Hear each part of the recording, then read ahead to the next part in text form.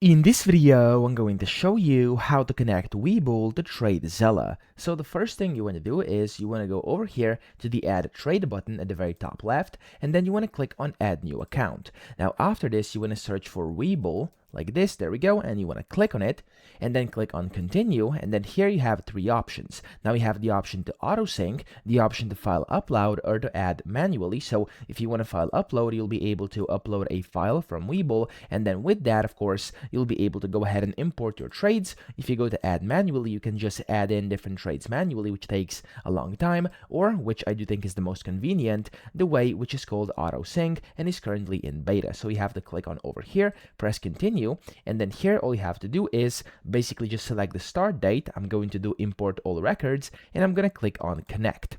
After you do this, it's going to open up a new tab here, and then what you have to do is basically just log into your Webull account, press login, confirm everything, and then you'll successfully connect Webull to TradeZella, and you can basically start using it right in here, and you'll be able to log your trade. So that's how to do it. I hope this video helped you out. If it did, please subscribe to the channel and help me out as well.